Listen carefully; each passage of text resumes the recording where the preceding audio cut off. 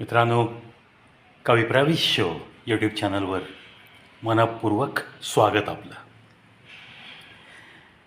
बॅकग्राऊंडमध्ये तुम्हाला एक तस्वीर दिसते. ती तस्वीर मी तुम्हाला जवळून दाखवतो.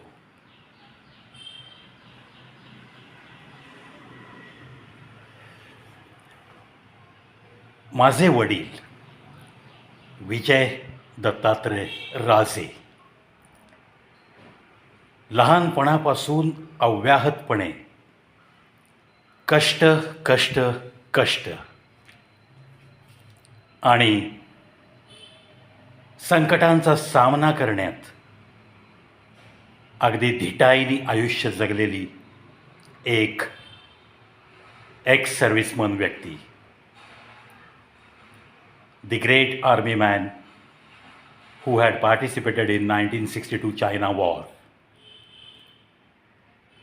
ते म्हणायचे की अरे, आपण आहोत म्हणून संकट आहेत, आपण आहोत म्हणून दुःख असतं, कष्ट असतात.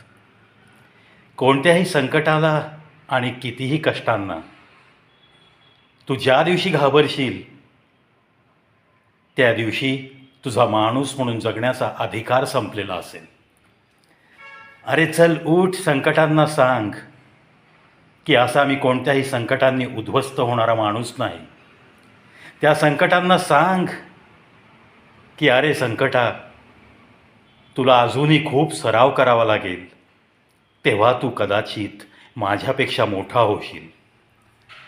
अशा विचारांनी प्रेरणा देणारा हा आमचा बाप आजही आठवत राहतो. अनंत गोष्टी त्यांच्या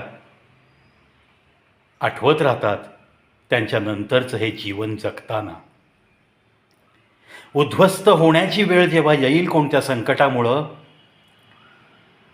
तेव्हा त्या संकटावर असं तुटून पडायचं असतं आपण की त्या संकटाने सुद्धा आपली ताकद बघून घाबरलं पाहिजे.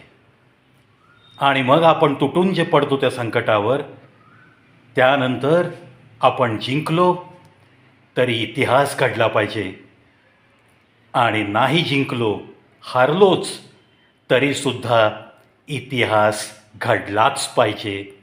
इतक्या आत्मविश्वासाने कोणत्याही संकटावर तुटून पडण्याची ताकद तुमच्या मनामध्ये सतत असू द्या. अशा पद्धतीने शालेय जीवनापासून आम्हाला धीर देणारा हा आमचा बाप,